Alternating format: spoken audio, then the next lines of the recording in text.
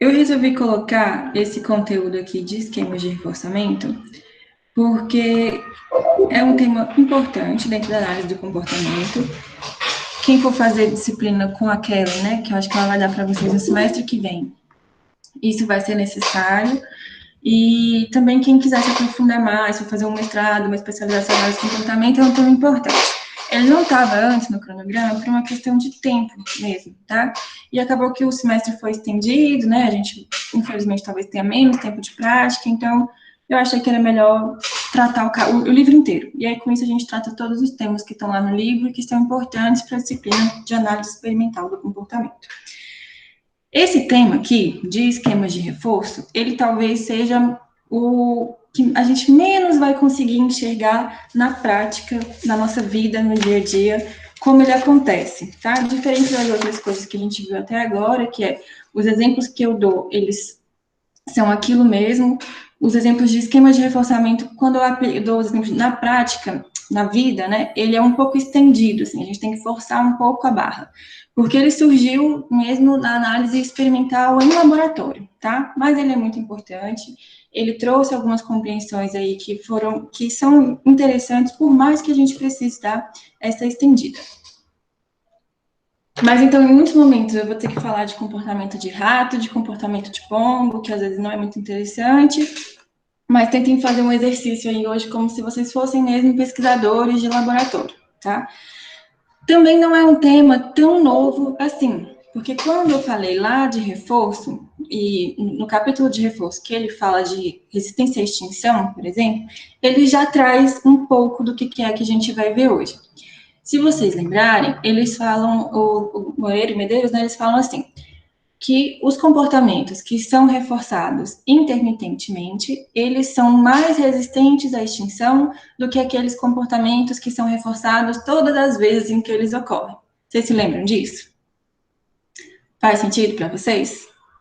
Aquela criança que chora e toda vez a mãe cede, né, ao choro, então, se ela chora e o reforço é um brinquedo, ganhar alguma coisa, toda vez que ela fizer isso, a mãe dá o brinquedo, na hora em que a mãe resolver que não vai mais dar o brinquedo, o comportamento de chorar ele vai acabar mais rápido, ele vai entrar em extinção mais rápido se a mãe às vezes dava um brinquedo, às vezes não.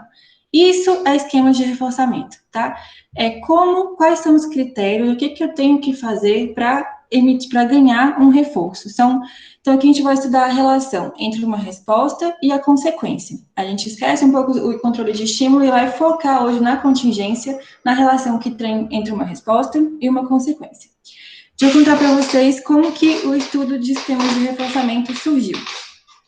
O Skinner, lá no começo da pesquisa dele, então lá na década de 50 ou 60, não tenho muita certeza, mas há muito tempo atrás, ele estava ainda desenvolvendo a caixa de Skinner, né, que é aquela caixa operante em que tem as barrinhas, tem as luzes e o comedor. O Skinner tinha interesse em estudar outras coisas. Ele começou estudando o condicionamento clássico, pavloviano lá, né? Ele buscava, então, entender algumas respostas condicionadas. Depois ele passou a reforçar o comportamento do rato, depois ele colocou uma barra, depois que a caixa virou o que ela realmente era. A primeira vez que o Skinner estudou extinção aconteceu por uma falha no equipamento. A barra que ele tinha construído, que ele tinha colocado lá, ele ainda conta que foi por acaso, ele achou um equipamento lá no laboratório dele, estava jogado, estragado, já pegou um pedacinho ali, que era a barra, colocou lá na caixa e virou, né, o que a gente estuda até hoje, o que a gente tem de ferramenta, na verdade, até hoje. E aí essa barra estragou lá, então o animal pressionava e não recebia comida. Isso foi a primeira curva de extinção que ele viu, então o animal logo parou de responder. No dia, o Skinner não deu muita atenção para isso e logo consertou a barra e continuou estudando outras coisas. Depois de um tempo, ele olhou assim, cara, não, aquilo ali era interessante, né? Tem lá o condicionamento respondente, a extinção respondente, será que eu vou conseguir a extinção também aqui no condicionamento operante? Aí ele, propositadamente, foi lá e estragou a barra, né? Ou seja, a barra, quando pressionada, não liberava mais a comida para o animal. A extinção também é aí um esquema de reforçamento.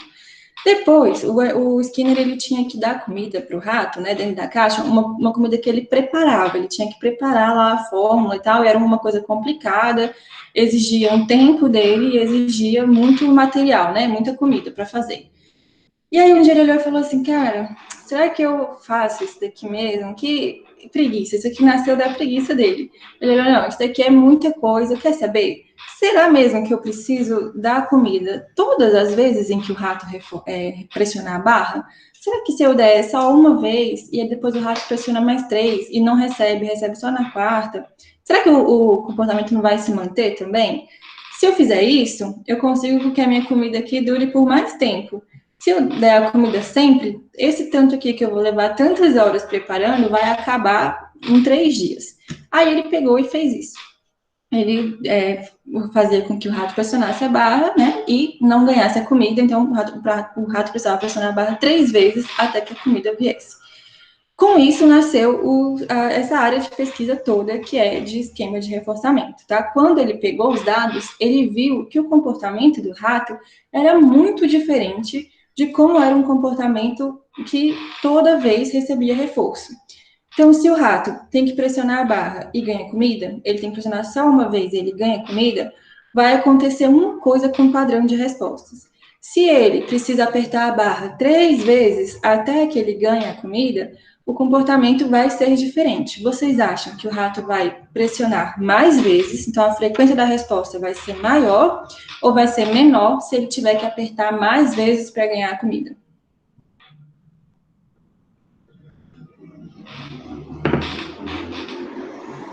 Eu acho que vai ser maior. Vai ser maior.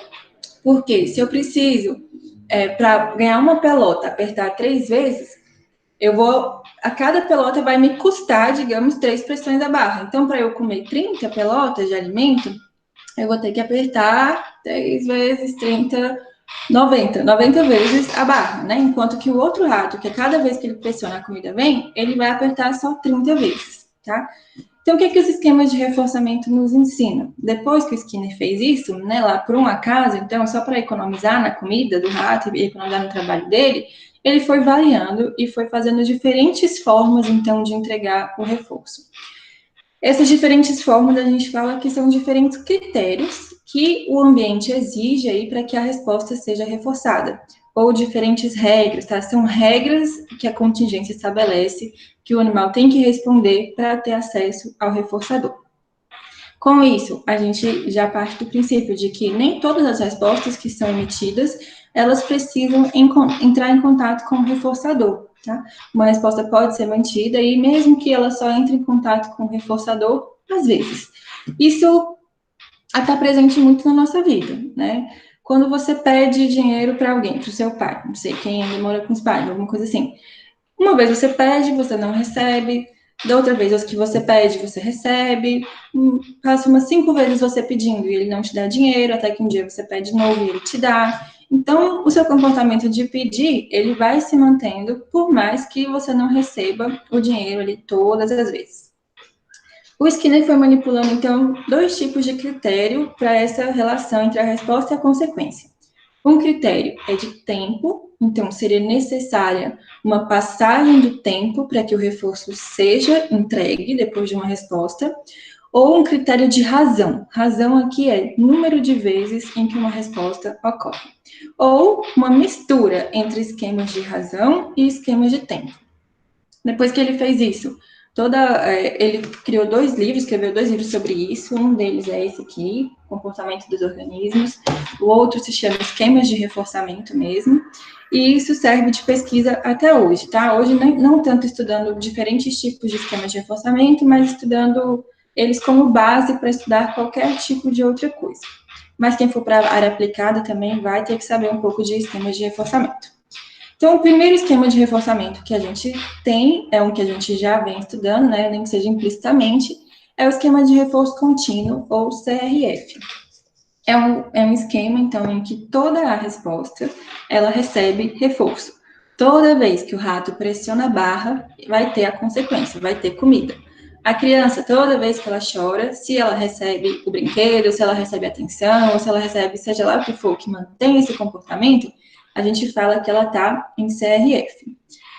A gente já comentou aqui, então, que quando o comportamento ele é mantido por CRF, ele vai ser menos resistente à extinção do que um comportamento que é mantido por esquemas intermitentes. Isso pode ser um grande prejuízo para a gente na nossa vida no geral. Por quê? A resistência à extinção, ela pode ser importante em alguns contextos, tá? A resistência à extinção, a gente pode até chamar assim, de uma pessoa que ela é persistente, às vezes uma pessoa que é assertiva também, ela é resistente à extinção.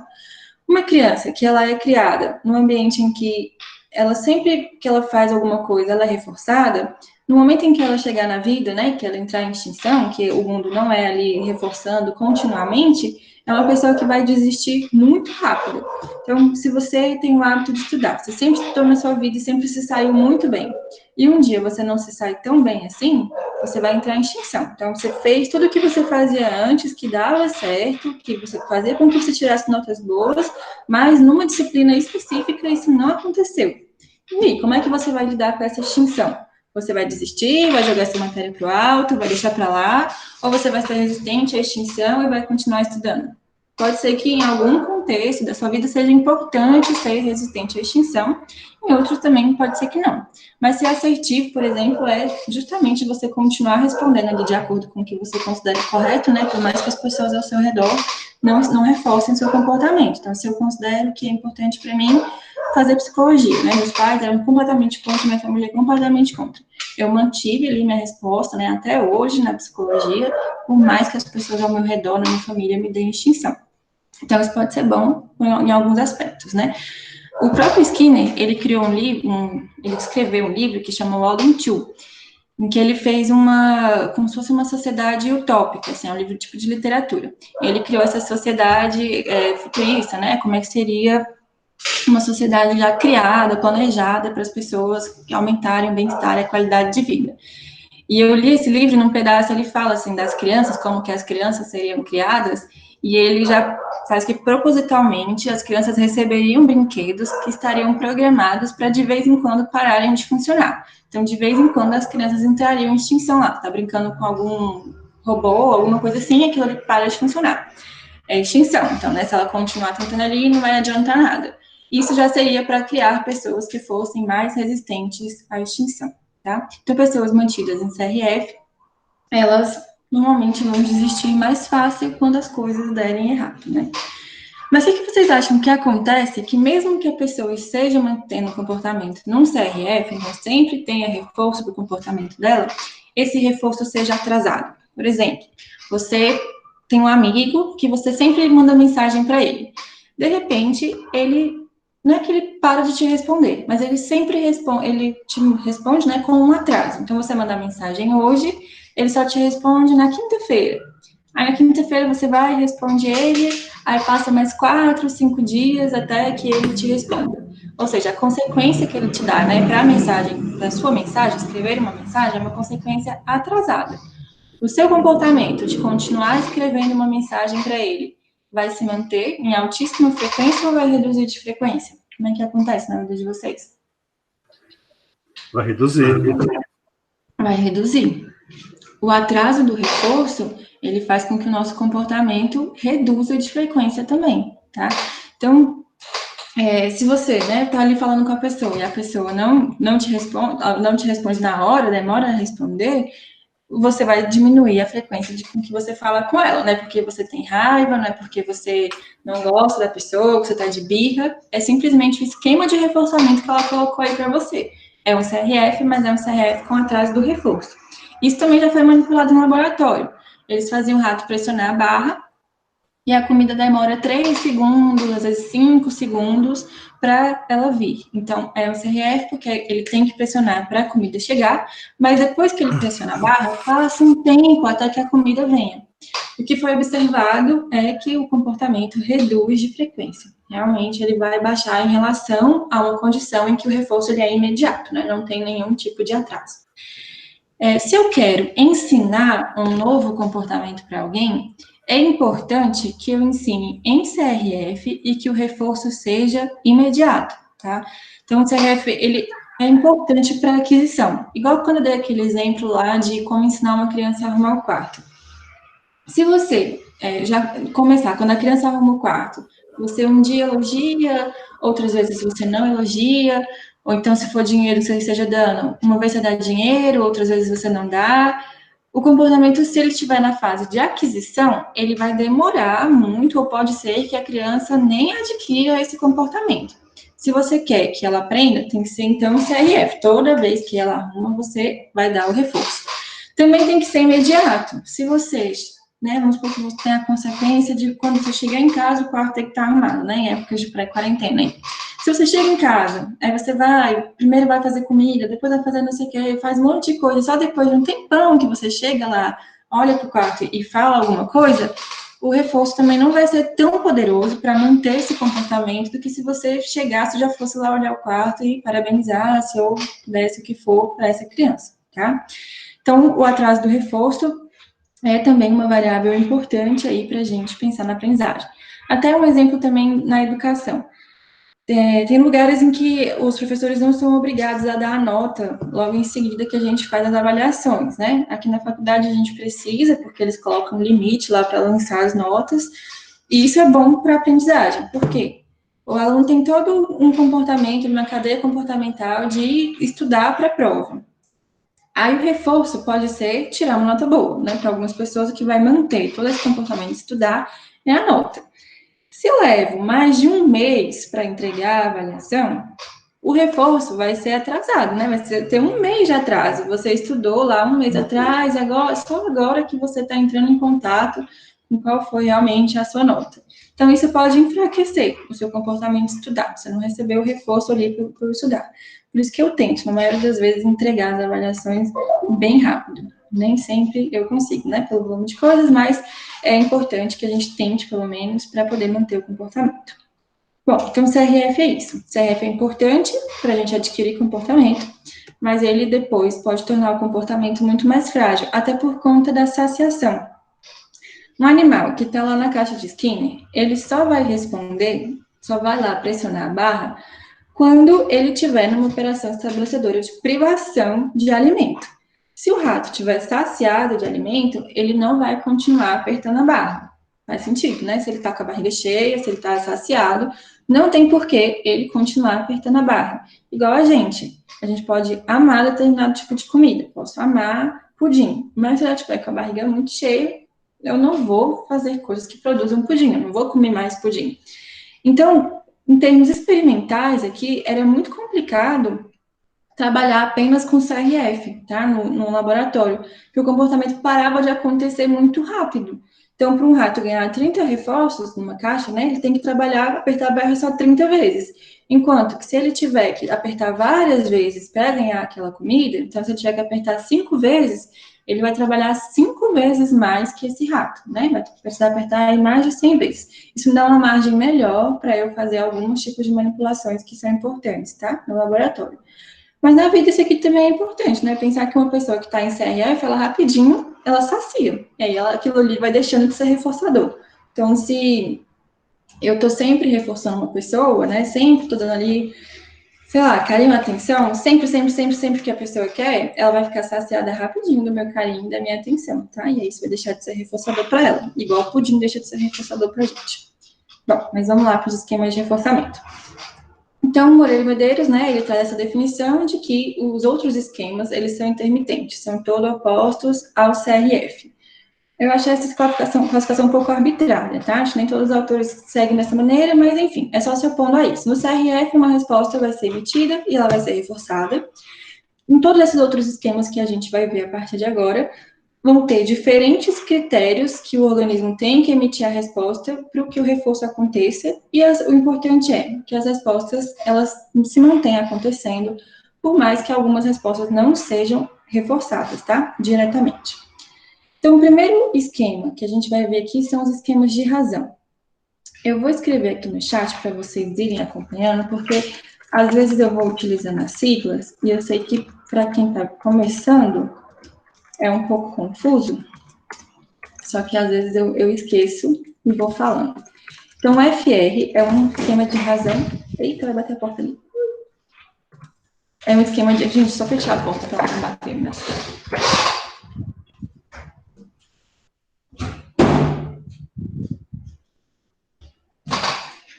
Os esquemas de razão, eles exigem que um determinado número de respostas seja emitido para que o reforço venha, tá? No esquema de razão fixa, então no FR, tá aqui, né? FR5, FR20, FR500. O número de vezes que o rato vai ter que pressionar a barra, ele vai ser fixo. Então, se é um FR5, todas as vezes o rato tem que pressionar a barra 5 vezes e aí o reforço acontece. Se é um FR20, o rato vai pressionar a barra 20 vezes e só na 20ª o reforço vai acontecer. Se é um FR500, então uma razão fixa de 500, ele vai ter que pressionar a barra 500 vezes. Se ele parar quando estiver em 300, se ele parar quando estiver em 400, o reforço não vai vir, tá? A gente pode tentar pensar, né, dando alguns exemplos na vida, assim, de FR, como, por exemplo, passar roupa ou lavar uma louça. Você tem que emitir várias respostas até você ter o reforço final de ter todas as roupas passadas, né? Pensando, então, cada roupa que você passa como sendo uma resposta que vai ser reforçada só quando tudo já tiver passado. Então, se você tiver 10 roupas para passar, 10 blusas, 10 camisas, então seria uma FR10, tá? É como eu falei, uma expansão, assim, a gente ultrapassa um pouco do conceito realmente. Mas lá no laboratório era isso, o rato pressiona a barra 5 vezes, comida. Aí ele pressiona a barra mais 5 vezes, vem comida. Se ele pressionou 3, não vai acontecer nada. Se ele pressionou 4, também não acontece nada. Quando ele pressiona a quinta, aí vem comida. Outro exemplo que a gente poderia pensar é quem trabalha por comissão. Tem alguém que trabalha em loja aqui, loja de shopping? Então, nesses lugares, você costuma ter um salário fixo, né? E você tem que trabalhar também para produzir a comissão. Então, se você vender, depende de cada loja, 100 mil reais, você vai ganhar 5% em cima daquilo. Se você não vender, você vai ganhar uma porcentagem menor em cima do que você vendeu. Então, é como se fosse um esquema de razão fixa também. Você tem que atingir ali várias vendas, então você tem que ter várias vendas que vão somar no total 200 mil reais ou 100 mil reais para você ganhar aquela porcentagem. Se eu trabalho numa fábrica e eu tenho que, só ganho por peça produzida, né? Então, se eu sou costureira, a cada 100 peças costuradas, eu ganho um valor X, por exemplo. Eu vou ter que costurar 100 peças até ganhar o reforçador, que seria o dinheiro. Quem está em um esquema como esse, costuma trabalhar pra caramba, né? Se você para de responder, se eu paro de costurar aqui a saia que eu estou costurando, isso quer dizer que o meu reforço ele vai demorar mais para acontecer, né? Então, se eu tenho que costurar 100 peças e eu paro quando está na 50ª, eu estou atrasando aqui o meu reforço. Então, eu começo a trabalhar um montão, para eu conseguir chegar nas 50. Então, comparando com alguém que está no CRF, quem está no FR, né? Um rato que está no FR, ele vai trabalhar muito mais do que aquele que está lá no CRF.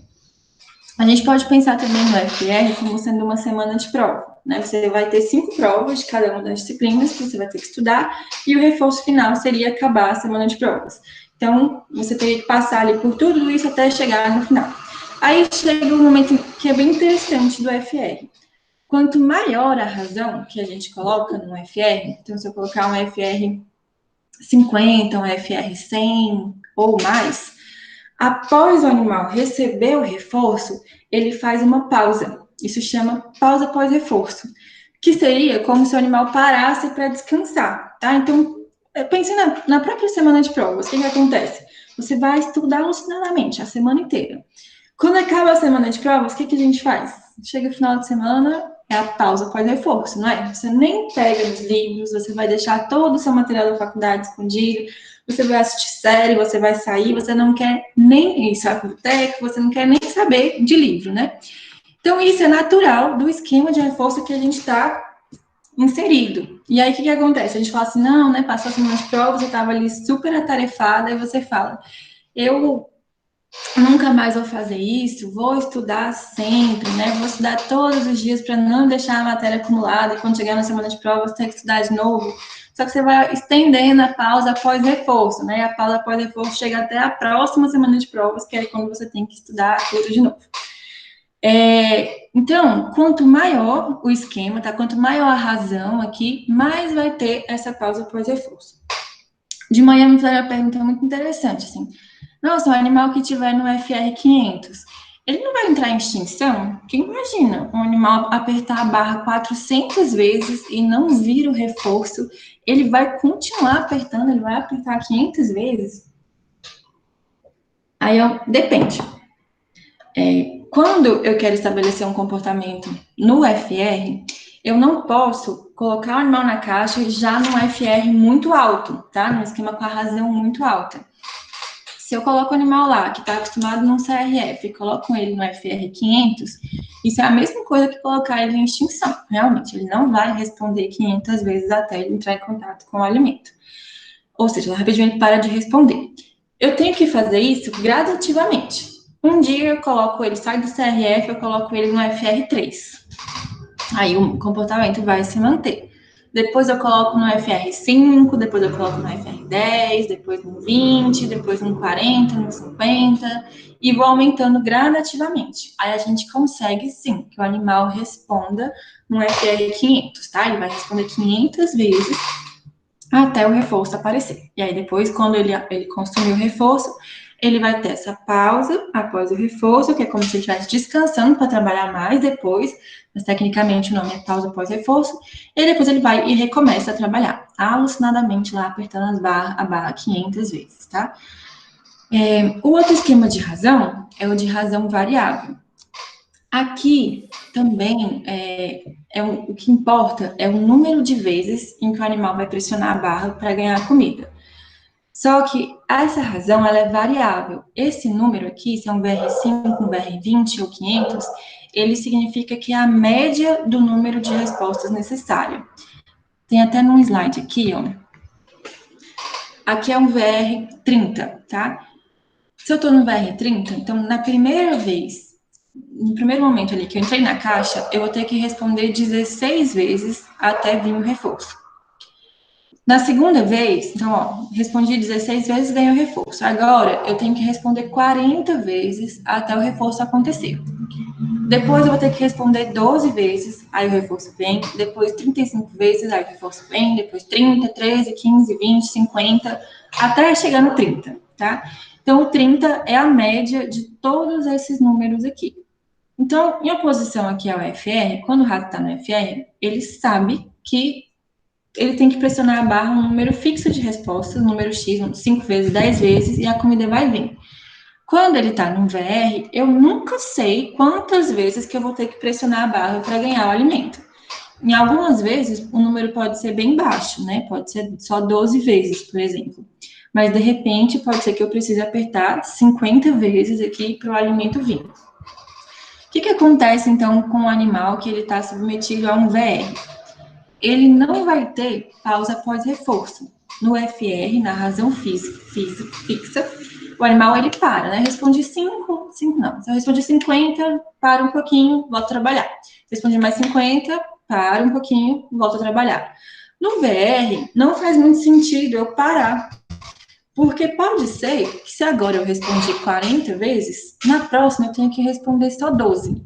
Na outra eu tenho que responder só 20, tá? Então, o que esse esquema faz com o animal é fazer com que ele trabalhe incansavelmente. Então, o FR já mantém altíssimas taxas de resposta. O VR produz taxas mais altas ainda. O animal fica trabalhando loucamente. Vocês prefeririam estar num esquema de razão fixa ou num esquema de razão variável? Como é que vocês acham que é o sentimento de quem está em cada um desses esquemas?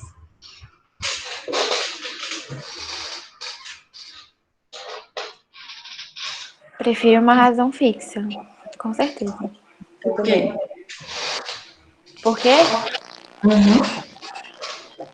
Porque é muito ruim você ficar com a esperança de alguma coisa e aquela coisa não acontecer. Aí você não sabe quanto você vai se desgastar porque aquilo vem acontecer. Aí você fica, tipo, gastando muito da sua energia várias e várias vezes. E você não sabe quando vai acontecer.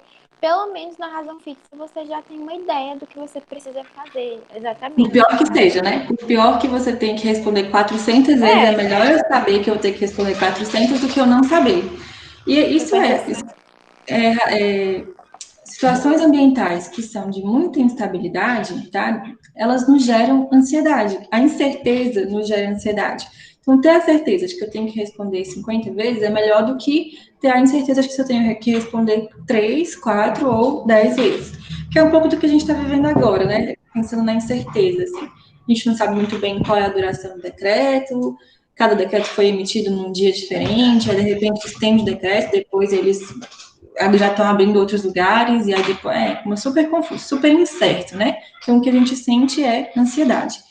Inclusive, o VR, ele é utilizado para se estudar pessoas que têm vício em jogo, tá? Não é um problema muito sério aqui no Brasil, porque os jogos de azar, né, eles são proibidos aqui, mas lá nos Estados Unidos tem muitos lugares que são liberados, então é um problema social grave, porque as pessoas, elas vão para essas casas de azar, gastam tudo que elas têm e o que elas não têm, comprometem toda a família, num esquema que é muito semelhante ao VR. Como é que é o jogo de azar lá, né? Aquele caça-níqueis. Se a casa programasse o negócio de uma maneira em que toda vez em que eu aposto eu ganho dinheiro, teria graça? Não teria graça, né? A graça é justamente você ganhar às vezes e perder às vezes. Só que o que é programado é um VR. Então, eu tenho que jogar, tenho que apostar várias vezes para o reforço vir. E eu nunca sei quantas vezes eu vou ter que apostar. Então, é como se a pessoa ficasse sempre com aquela sensação assim: se eu parar de jogar agora, pode ser que a próxima pessoa que sente aqui e aposte, ela receba o reforço, ela receba o prêmio. Então, é melhor eu continuar. E aí a pessoa vai nessa, ela continua jogando, ela continua e ela não consegue parar, tá? Por que a pessoa não consegue parar? É por conta do esquema de reforçamento que está em vigor, tá? Quando a gente entende isso, a gente consegue modificar melhor do que se a gente simplesmente atribuir isso a uma personalidade dela. Ah, é uma pessoa que tem autocontrole, é uma pessoa fraca. Não, é uma pessoa que está respondendo a um VR e que pode ter histórias de reforçamento diferentes das nossas aí, num esquema como esse, tá? Então, a gente pode pensar no VR também como um motorista de Uber, né? Ele faz uma corrida pequena, ele ganha pouco dinheiro. Vamos supor que ganha lá, sei lá, nem sei, R$ 10, uma corrida no mesmo bairro. Se ele para de trabalhar agora, pode ser que ele perca uma corrida maior, que seria até o aeroporto, por exemplo, em que ele ganharia mais, e que ainda do aeroporto ele conseguiria uma outra corrida maior ainda, que ele ganharia ainda mais. Então, toda vez que ele pensa em parar, não, eu vou parar de correr agora, eu vou para casa. Ele tem que é igual a aposta, né? Então, eu tenho que pensar, será que se eu parar agora e eu vou perder uma corrida que é melhor, que seria mais cara, que eu ganharia mais, não é melhor eu ficar, não é melhor eu ficar, então vou aceitar só mais uma, vou aceitar só mais uma, quando a pessoa vê, trabalhou a noite inteira. Por quê? Porque o VR mantém taxas altíssimas de resposta, tá? A gente responde relacionadamente quando a gente está no VR, porque é a própria característica do reforço aí, do esquema, né? Eu tenho que responder muitas vezes para eu ganhar aquela quantidade, né? Para eu ganhar aquele reforçador. É claro que é um esquema de razão. O esquema de razão é uma contingência que exige que um número de respostas seja emitido até que o reforço aconteça. Esse número pode ser fixo, então um esquema fixo de razão, o FR. Como eu falei antes, né, as siglas da análise de comportamento, elas não foram traduzidas, eu não sei porquê. Quem traduziu os termos da análise de comportamento manteve as siglas no inglês. Então, quando a gente vai falar dos esquemas, a sigla é em inglês, né, Fixed Ratio, por mais que a gente escreva em português razão fixa. Acho que isso deve ser super confuso para vocês, mas, enfim, depois de um tempo a gente aprende também. FR é razão fixa, tá, de Fixed Ratio e Variable Ratio. Então, os esquemas de razão, eles só me dizem que eu preciso emitir um número determinado de respostas, se for uma razão fixa, é sempre a mesma quantidade de respostas. Se for num esquema de razão variável, eu vou ter que emitir um número médio de respostas, tá? Se é um VR5, então a média do número de respostas exigidas é 5. Às vezes vai ser 1, às vezes vai ser 7, às vezes vai ser 5, às vezes vai ser 4. Varia. E aí, como vocês mesmos falaram, né, quando a gente está no VR, é mais instável a situação, a gente fica mais apreensivo. Um exemplo de VR também seria de um corretor de imóveis. Então, a pessoa que trabalha com corretagem, né, ela tem que apresentar aquele imóvel várias vezes até conseguir um comprador. Pode ter a sorte de a primeira pessoa que eu apresento o apartamento é a pessoa que vai comprar? Pode. Mas pode ser também que eu tenha que trazer 50 pessoas no imóvel para que aquela pessoa para que eu ache alguém que compre, tá? Se eu parar de responder depois da primeira pessoa que não quis comprar, eu não vou atingir o reforço, né? Não vou atingir a venda. Então, eu tenho que continuar apresentando várias vezes o imóvel até eu receber aquele reforço.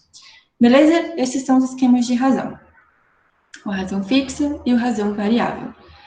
Aqui está um gráfico de como as respostas, elas acontecem no esquema de razão. Eu vou mostrar aqui para vocês como que era feita essa medida. Quando o Skinner começou, né, ele tinha lá a caixa operante dele, não existia computador, como existe hoje. O que ele tinha era um registro que ele era uma caneta, tá? Ia passando um papel aqui, e essa caneta ia sempre marcando, ela nunca levantava do papel. Então, o papel ia passando para cá e a caneta ia registrando. A cada vez que o animal respondia, a caneta subia uma vez, indicando uma resposta, tá?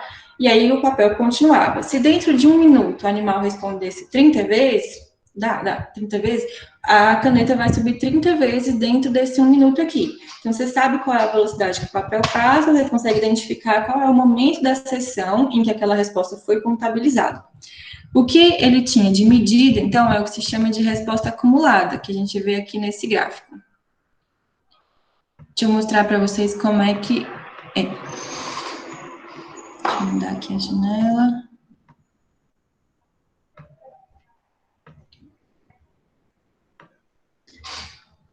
Ó.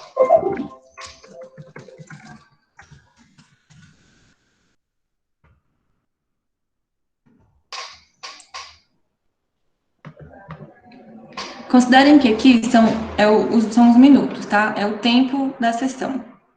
Aliás, deixa eu colocar isso para cá.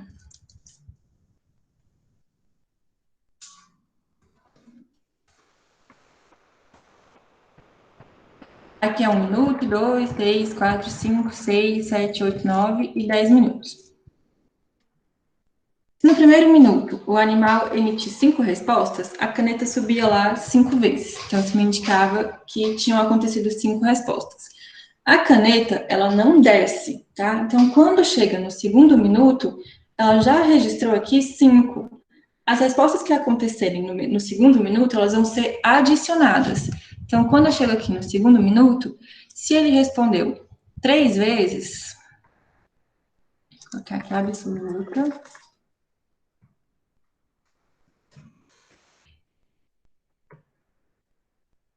Se ele respondeu 3 vezes na resposta absoluta, a caneta que estava no 5, ela vai somar 3. Ela vai indicar que ocorreram 8 respostas. Se no terceiro minuto ele respondeu mais 10 vezes, a caneta que está no 8 vai somar mais 10, vai ficar 18. Se aqui foi 5, aí vai ficar 23. Se aqui ele respondeu mais 8 vezes, 7 vezes, para ficar mais fácil a conta, aqui vai ser 30.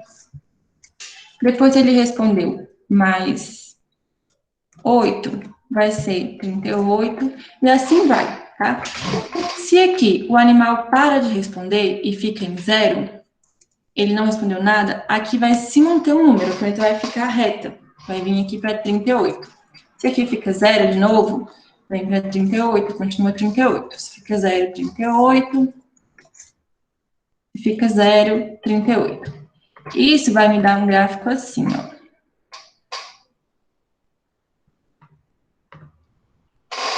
Aqui são o número de respostas acumuladas, tá? E aqui é o tempo. Então, no primeiro minuto estava em 5, aqui vai somando. 5 foi para 8, isso me dá uma noção do que o comportamento ele está aumentando.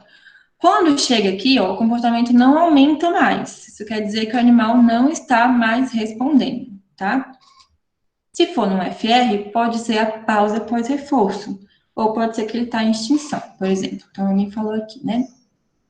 Ou ninguém falou? Não. Fica claro esse gráfico aqui, essa medida? A resposta acumulada é só uma soma, então, das respostas que vão acontecendo ao longo do tempo. Essa medida existiu porque era assim que o equipamento fazia. Hoje em dia, essa medida não é tão mais utilizada.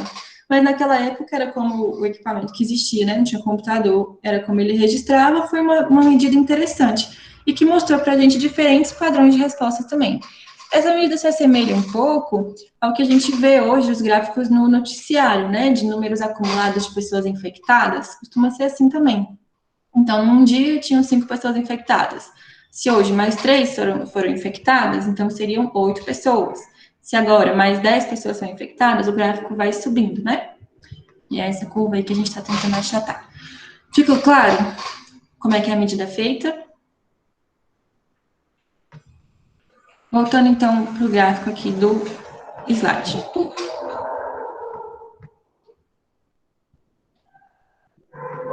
No slide, então, a gente tem aqui o rato respondendo dentro de um FR.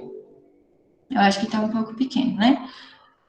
Mas aqui tá as respostas acumuladas, então, calculadas desse jeito lá que eu mostrei, né? O equipamento ele ia registrando daquela forma, hoje em dia a gente faz assim no computador. Aqui é um FR. Aqui, ó, o comportamento, ele vai subindo à medida que o tempo vai passando. O gráfico, ele não tá me indicando qual é a razão do FR, mas aqui o comportamento, ele vai subindo. Quando chegou aqui, eu não sei se dá para ver, tem um tracinho. Tá vendo esse tracinho aqui? Ele indica que houve o reforço, tá? O mesmo negócio lá que registrava, a mesma caneta, ela registrava também o momento que acontecia o reforço. Aqui, logo após o reforço, ó, tem o gráfico tá reto, tá vendo? Isso que tá reto aqui indica que o animal não tá respondendo, que é o que a gente chama de pausa pós-reforço, tá? É o descanso, né? A hora que ele para um pouquinho de pressionar, até que depois ele volta lá e começa a trabalhar e apertar a barra várias vezes. Beleza? Vamos para o esquema, então, de intervalo. Os esquemas de intervalo, eles exigem que o tempo passe para que o reforço seja entregue, tá? Tem que ter uma resposta, então, depois da passagem do tempo. Isso seria mais ou menos como, se a gente pensar num exemplo que o livro dá bastante, que seriam os programas de televisão, né? Se eu quero assistir a eliminação do Big Brother, eu tenho que ligar minha televisão hoje, na terça-feira, 10h50, para começar a assistir. Não adianta eu ligar minha televisão amanhã. Amanhã não tem eliminação, amanhã tem uma outra coisa. Então, eu preciso emitir a resposta no intervalo correto. Seria a cada uma semana. Então, né, na terça-feira, 10h50, eu vou emitir a resposta de ligar a televisão na Globo. Outro exemplo mais bobo também seria entrar aqui pelo link dessa aula de hoje. Então, entrar nesse link tem como reforço assistir a aula, né? Ter eu aqui falando. Se você entrar nesse link qualquer dia da semana, ele vai funcionar? Não, ele só funciona na terça-feira à noite, a partir de 7h30.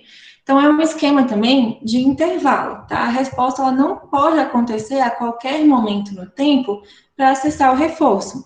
A contingência exige que essa resposta seja emitida num intervalo específico. Então, terça-feira, 7h30, para que tenha o reforço, para que o reforço aconteça.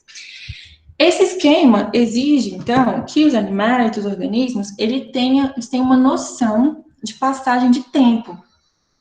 Vocês acham que ratos, pombos, animais não humanos, têm uma discriminação temporal?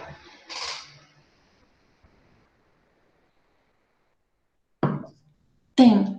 Alguém aqui tem cachorro? E aí o cachorro fica esperando o dono na porta, assim? Muitos cachorros fazem isso, né? Então, quando a pessoa sai para trabalhar, se ela volta todos os dias no mesmo horário, o cachorro já fica ali na porta esperando, naquele horário todos os dias. Mas, professor, isso seria uma discriminação temporal? Sim. Uhum. Mas é porque, assim, na minha concepção, eu falei não para a sua pergunta. Por quê? Porque eu entendia, associava essa situação a não a instinto, mas um raciocínio. E como eles não têm um raciocínio, então eu achei que eles não teriam. Era mais só questão de instinto mesmo. Uhum. Aqui, assim, a gente observa empiricamente, né, que os animais respondem de acordo com a passagem do tempo. Tipo, o cachorro, ele só se posicionar ali naquele horário em que o dono dele chega, se ele só se posicionar na porta nesse horário, me indica que ele discrimina o tempo, que ele é como se ele soubesse que precisam passar 8 horas, por exemplo, desde que o dono sai até que o dono chegue para ser reforçado e ficar ali esperando. Se o animal ficar na porta o dia inteiro, aí não tem discriminação temporal, tá? Porque ele passa o dia inteiro ali, então não me dá uma evidência de que o tempo é o que está controlando o comportamento dele. Agora, se o dono sai, aí ele sai, passa pela casa, morde uma almofada, come, não sei o quê, e aí quando está chegando perto da hora do dono chegar, ele vai lá e se posiciona perto da porta, então a passagem do tempo controlou o comportamento dele, tá? Que é um esquema de FI, que a gente chama. Então, FI é o esquema de intervalo fixo.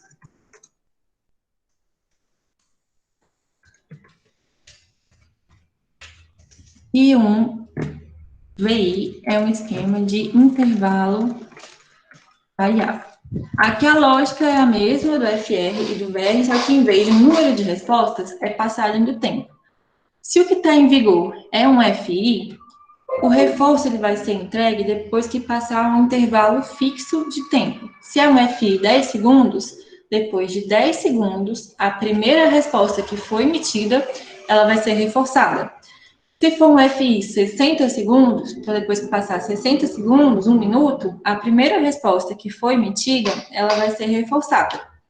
O que foi observado lá nos animais, né? Pombo, rato, todos os tipos de animais que já passaram por esse tipo de esquema em laboratório.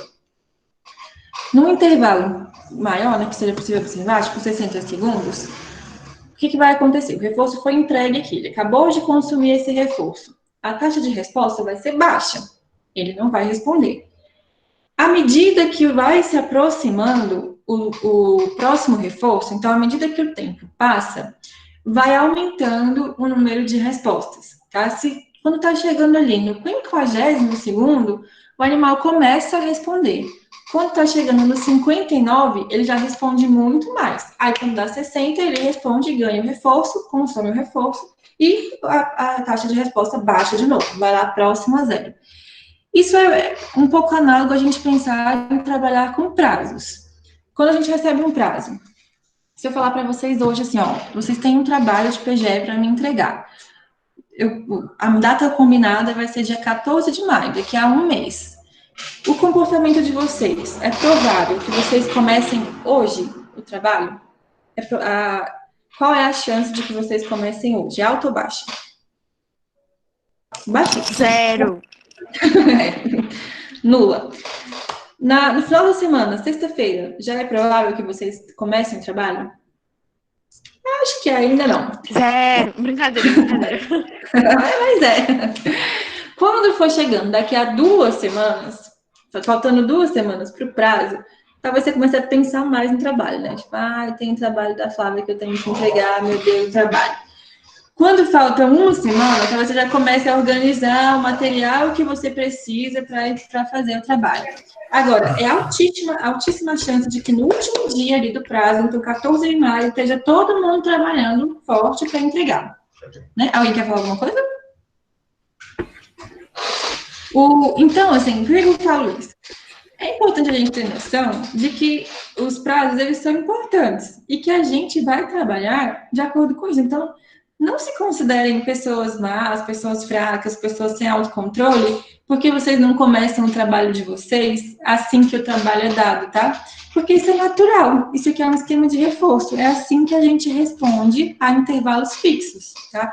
A gente responde a intervalos fixos, respondendo em baixa chance no início do intervalo, e à medida que o intervalo vai se encerrando, a gente responde em altíssima frequência.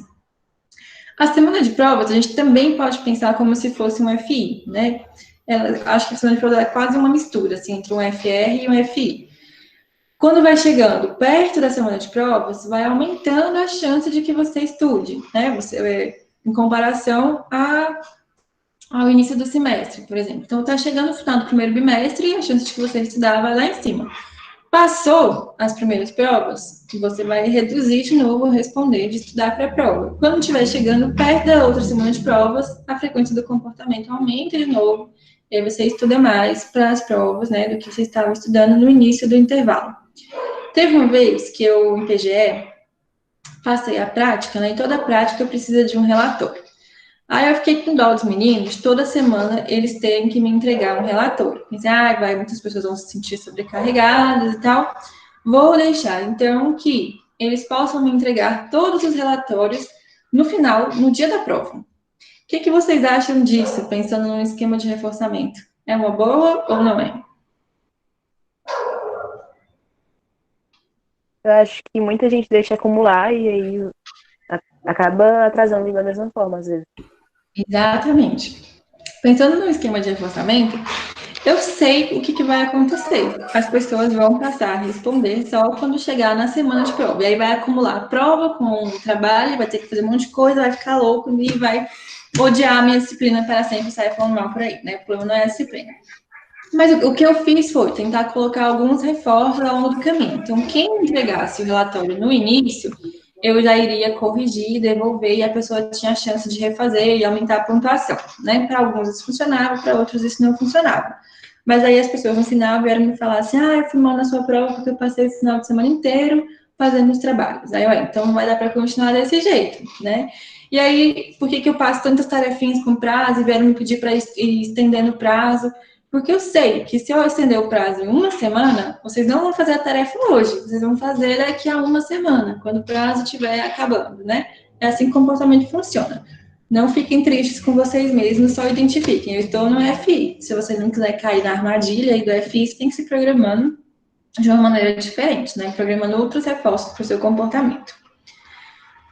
Esse, então, é o FI. O que é um VI? O VI eu acho um dos mais difíceis de identificar exemplos que sejam na nossa vida, tá? Mas ele é como se for, ele precisa que a passagem do tempo aconteça, só que vai ser variável. Então, igual lá no VR, esse tempo aqui, um VI 5 segundos, significa que, em média, a cada 5 segundos, um reforço é disponibilizado quando a resposta é emitida. No VI 30, em média, a cada 30 segundos, um reforço é disponibilizado quando a resposta é emitida. Então, aqui para o animal, às vezes ele precisa esperar 120 segundos, aí sim ele responde e o reforço vem. Às vezes, no mesmo VI 30, tem que esperar só 10 segundos passarem, e aí quando passa os 10 segundos, ele aperta a barra e o reforço vem. Aqui, então, não existe discriminação temporal, porque não tem como eu saber nunca qual é o próximo intervalo que está programado para acontecer, tá? Pode ser que seja 30 segundos, pode ser que seja 40, pode ser que seja 2 minutos, pode ser que sejam 10 segundos. Só que o Poderia VI... ser, Diga. poderia ser uma prova surpresa? Realmente. Você até me fez lembrar, o meu orientador era uma pessoa muito engraçada. Ele dava aula e aí uma coisa que acontece quando a gente cobra a chamada. Se eu fizer a chamada no início da aula, o que vai acontecer com o comportamento das pessoas?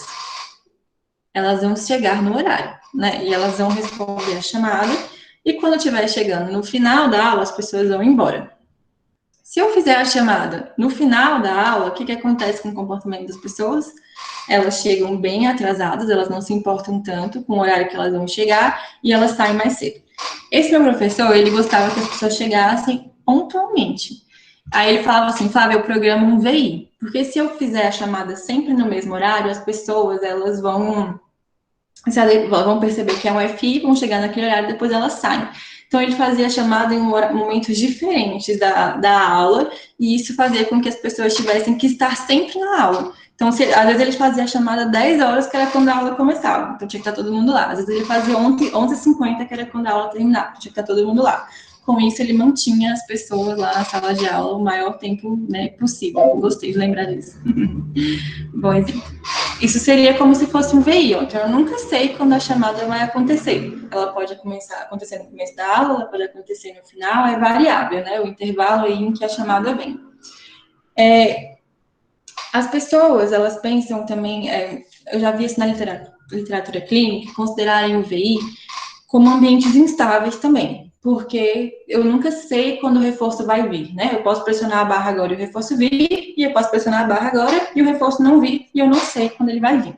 Então, ambientes instáveis geram, como eu já falei, né, ansiedade. A gente não sabe muito bem como é que vão acontecer as coisas, a gente não consegue se programar. Mas na literatura de pesquisa mesmo, de pesquisa básica, lá com animais, o VI é o que gera um comportamento mais estável, tá? Quando um rato é colocado num VI 60 segundos, normalmente ele vai responder uma vez por minuto.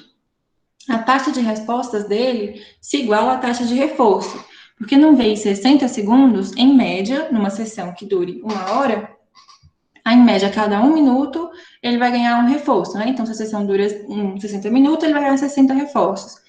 No VI 30 segundos, ele vai ganhar, em média, por minuto, 2 reforços. Então, numa sessão de 60 segundos, ele vai ganhar 120 reforços. E aí a gente vê que a taxa de resposta vai se igualando aqui ao número de reforços. Diga. Eu achei interessante você falando isso, porque eu já fiquei numa UTI infantil uma vez, e as crianças recebiam o alimento a cada 3 horas. E era super interessante que eles dormiam por 3 horas, e quando dava o horário certinho, elas começavam a acordar para receber o alimento. Eu acho que é isso, Era um né? FI. É um FI, direitinho, FI 3 horas aí, então. Aí o que a gente vê, né? O comportamento em baixa frequência, quando deu o tempo, acorda, né? Já Acorda. preparados para o reforço. Uhum. Legal. No VI, então, como eu estava falando, por mais que seja associado, né, com ambientes instáveis, né, de que eu nunca sei quando o reforço vai acontecer, o que a gente observa de comportamentos são comportamentos muito estáveis. As respostas acontecem, em média, na mesma taxa de reforço, né? Então, se é um VI 60 segundos, vai ter, em média, uma resposta a cada 60 segundos. Se é um VI 30 segundos, vai ter, em média, 2 respostas por minuto. E por aí vai. Aqui tem alguns gráficos, então, comparando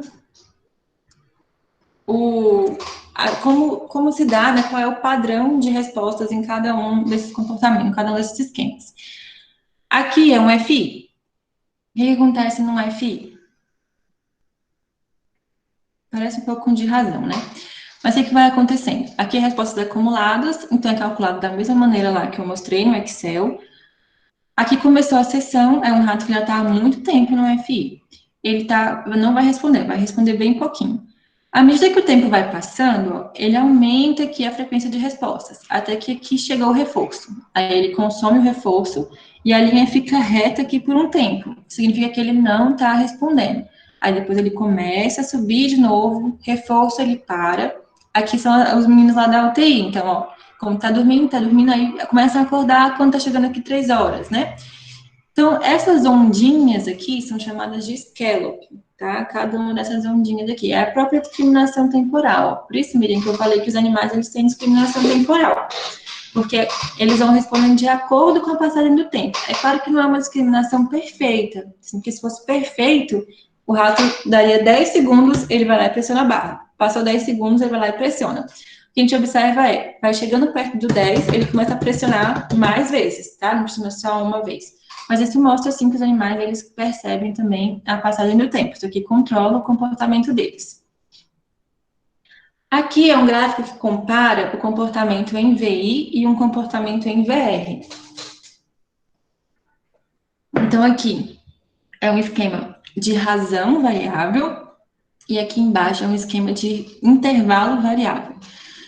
O VR, como eu disse, é o que produz a maior taxa de resposta de todos os esquemas. Não tem pausa após reforço, como tem no FR, e o animal responde loucamente, porque cada momento em que ele deixa de responder, ele está deixando de ganhar o reforço.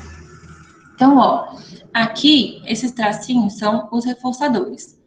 Aqui o VR, ó, deve ser mais ou menos 5, vamos supor, aqui já é 10, tá vendo? O tamanho aqui que tem de espaço entre esses traços, né, foram o número de respostas exigidas para que ele ganhasse o reforço. Aqui é um VI. O número de vezes que eu aperto a barra, ela não influencia no tanto que eu vou ganhar de reforço.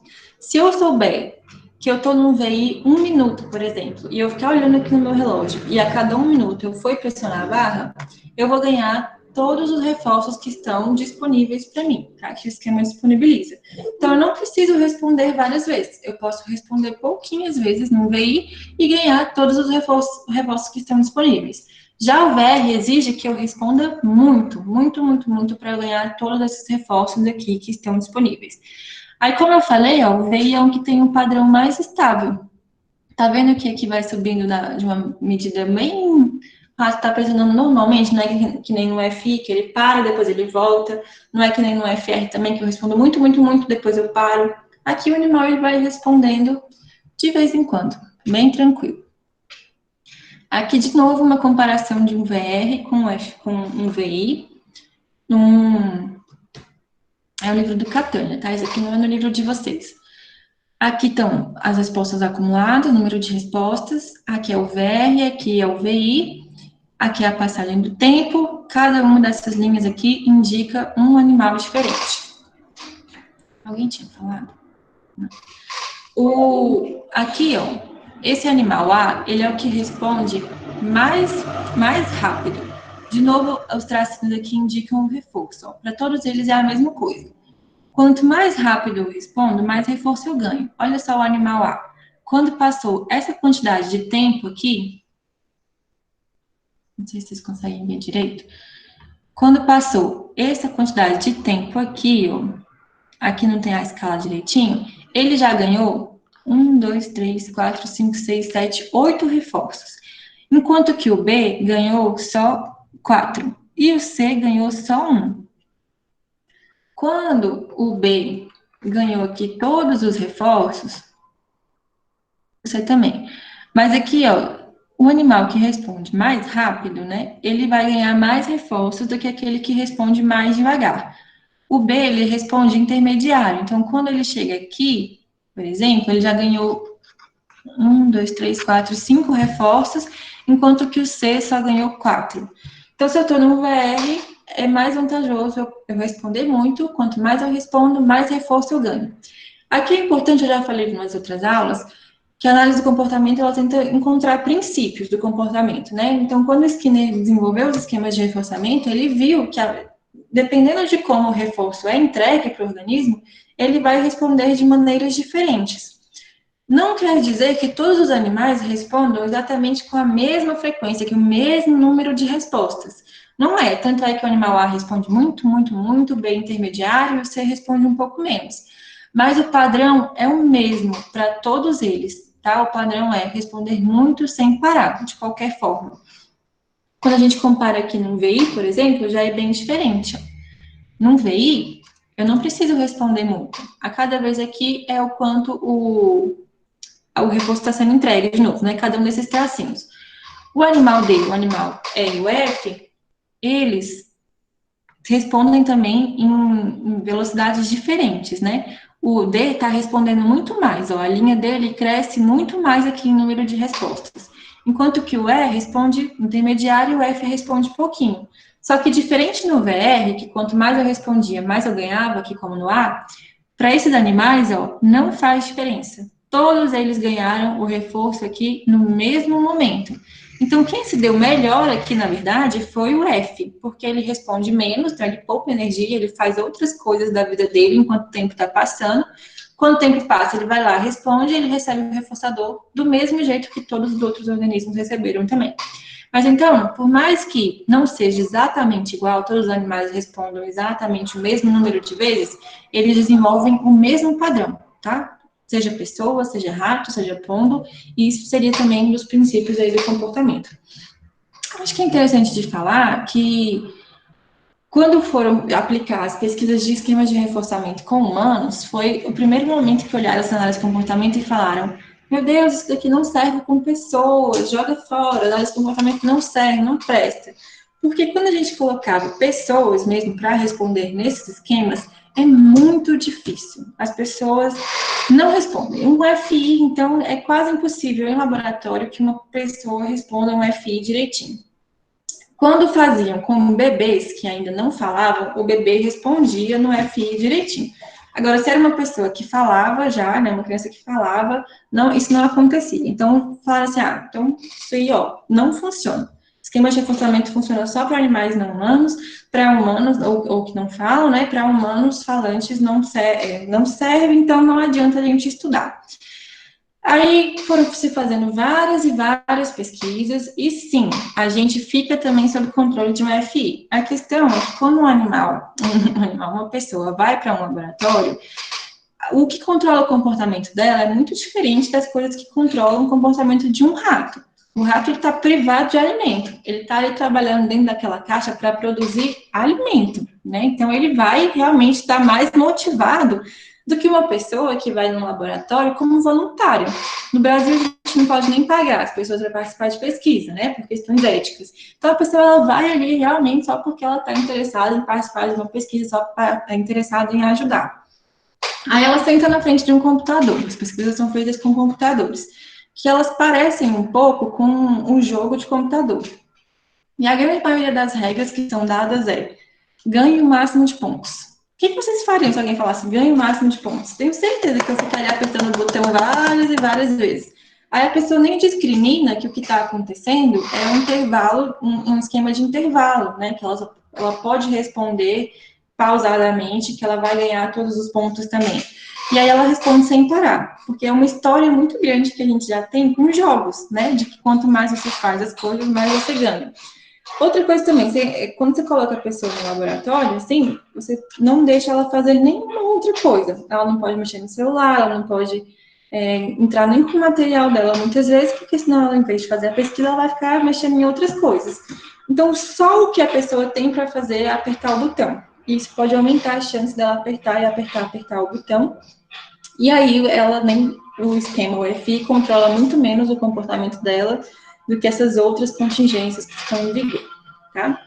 Então, isso aqui não foi jogado no lixo, isso daqui funciona assim com a gente, e é como a gente pode compreender o comportamento.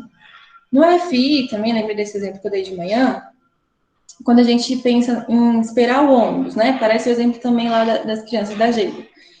Quando a gente vai esperar o ônibus ele passa em determinados horários. Se o ônibus passa de hora em hora, é como se a gente tivesse, então, um FI 1 hora. À medida que o tempo passa, eu vou... Só um minutinho, deixa eu dar uma... Dá para me ouvir? À medida que o tempo passa, então, vai se tornando mais provável que o ônibus chegue. Quando eu era... Só um minutinho. Acho que é aquele carro da dengue, né? Quando eu fui pegar ônibus pelas primeiras vezes, eu tinha 12 anos. Eu estudava na Asa Sul e eu morava na Vicente Pires. O ônibus passava só 12h05, mais ou menos, não era 1h05. E eu saía da aula bem cedo. Então, eu ia para a parada de ônibus, aí eu lembro que eu ia muito cedo, porque eu ficava muito ansiosa com medo de perder o ônibus. Eu ficava sentada. Então, eu ficava sentada fazendo outras coisas. Quando estava se aproximando de 1 hora, se o ônibus passava 1h05, aí eu já levantava e começava a prestar mais atenção. Então, aqui, ó, também é um comportamento controlado pelo FI. Quando está longe do ônibus passar, o comportamento de ficar olhando, ele acontece em menor frequência. Agora, quando vai se aproximando do horário que o ônibus passa, então aumenta a chance de ir lá e ficar olhando, né? E aí o reforço seria o ônibus. Aí vários ônibus, eles devem acontecer em VI, né? Você nunca sabe quando o ônibus vai vir. Se eu nunca sei quando o ônibus vai vir, o que eu vou fazer? Vou ficar em pé ali o tempo inteiro, esperando o ônibus chegar. Vocês estão vendo o slide ou estão vendo o Excel?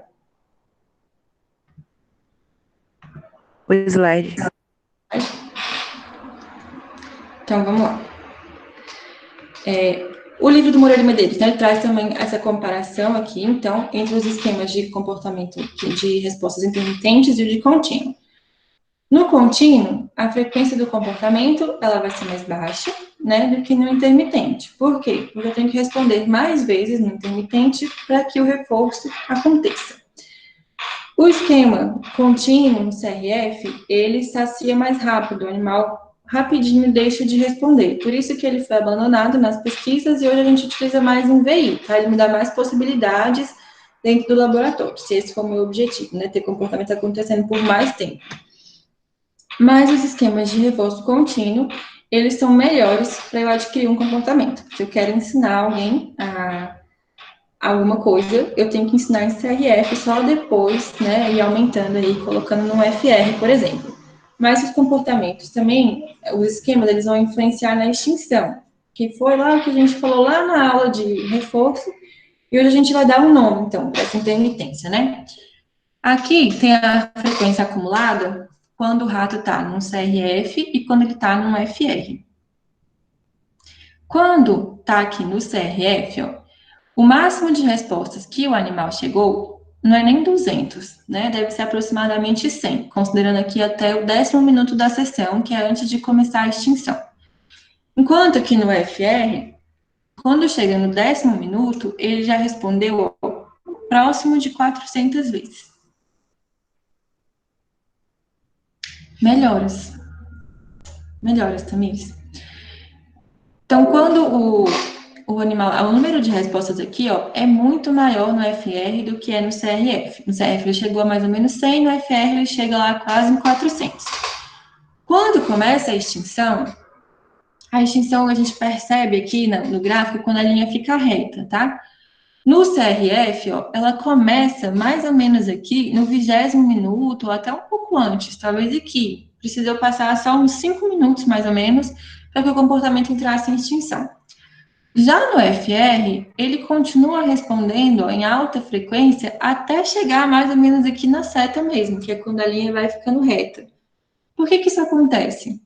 Quando o animal está no FR muito alto, né, é mais difícil ele perceber que ele entrou no momento da extinção. Quando a extinção começou aqui no 10º minuto, ele continua respondendo da mesma maneira que ele estava respondendo aqui antes. Então, se ele estava no FR 50, ele vai responder lá 50 vezes e, opa, não está funcionando. Mas agora ele vai responder mais 50 de novo. E assim vai. É mais difícil para o animal discriminar. Então, a discriminação da extinção se torna um pouco mais complicada do que quando está no CRF. Quando todo o comportamento que eu emiti ele era reforçado e agora não é mais, né? Tipo, opa, acabou o reforço, estou em extinção. Quando eu estou no FR, eu não sei se eu ainda estou dentro da razão e a razão aumentou, por exemplo, ou se a extinção começou. Então, aqui é um dos efeitos aí dessa intermitência, né? No caso, do FR. O FR gera uma resistência à extinção muito maior do que o CRF e gera também uma frequência de respostas muito maior do que um CRF. Aqui comparando de novo os diferentes padrões de comportamento.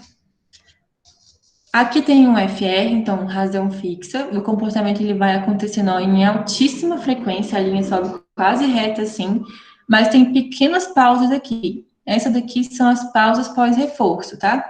Provavelmente aqui era um FR bem baixinho, de 10 ou 20, então a pausa ela é bem pequenininha e rapidinho ele já começa de novo, né? E aqui tem o reforço. Quando é um FR maior, a razão é muito maior, o descanso aqui ele costuma ser maior, essa pausa pós-reforço. Aqui no VR, também é um esquema de razão, mas a razão é variável, né? Eu nunca sei quantas respostas eu preciso emitir para o reforço acontecer. Não tem pausa. O animal, ele responde sem parar, tá? Assim que ele comeu, ele já volta lá para a barra e volta a responder. É a mesma coisa da pessoa viciada em jogo, né? Ela vai apostando. Ela ganhou, opa, se eu ganhei agora, então eu vou ganhar de novo daqui a pouco. E ela continua até ela gastar todo o dinheiro que ela tem e o dos outros também, né, às vezes. Chegou aqui no FI, o responder, ele está, então, sob controle do tempo.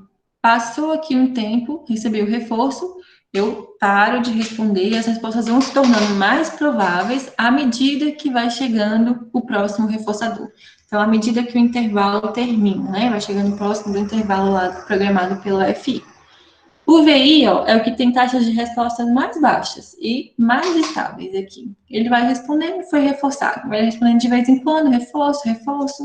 E aí, sim, é um bom esquema para se viver e trabalhar no laboratório.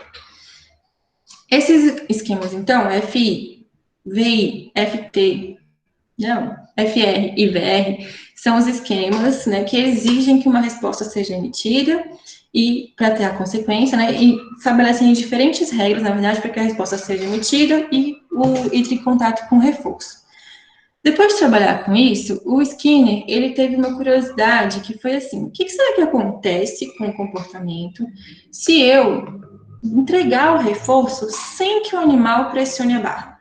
Então, em vez de pensar lá no FI, os 10 segundos vão passar, mas o animal não precisa mais emitir a resposta para que o reforço aconteça. Ele deu a esses esquemas o nome de FT, que é tempo fixo, e VT, que é tempo variável. Quando a gente fala tempo, o reforço aqui não depende da resposta.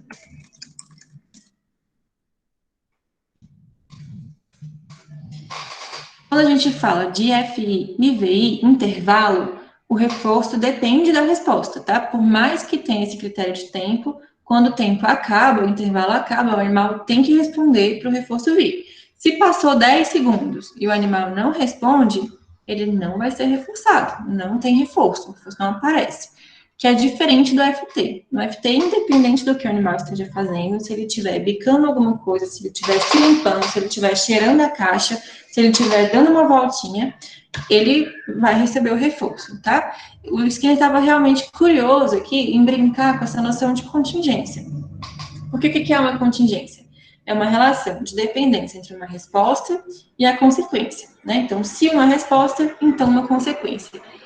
Aqui, ele tira a necessidade da contingência. Então, não precisa o animal fazer nada que um estímulo que já é reforçador para esse animal, ele vai acontecer. Lá no início da aula, eu falei sobre o atraso, né? Que o atraso do reforço, vai diminuir a frequência da resposta.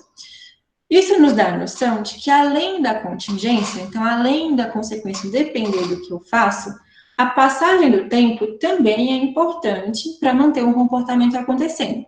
Quando a contingência ela é 100%, ou seja, tudo o que eu faço vai ser o que vai produzir, tudo o que eu ganho depende do que eu faço, e essa consequência ela é contígua, ela acontece no mesmo momento em que eu respondo, minha resposta vai ser mais forte do que se o reforço for atrasado, né? Então, isso quer dizer que a temporalidade também entre a resposta e o reforço é importante. E ele viu isso aqui, quando ele foi estudar o tempo fixo. Ele deu ao que ele encontrou o nome de comportamento supersticioso, tá? Porque ele percebeu nesses experimentos que quando existe uma contiguidade, ou seja, quando há uma proximidade no tempo entre o que eu faço e mudanças no ambiente, pode ser que isso reforce algum dos meus comportamentos acidentalmente.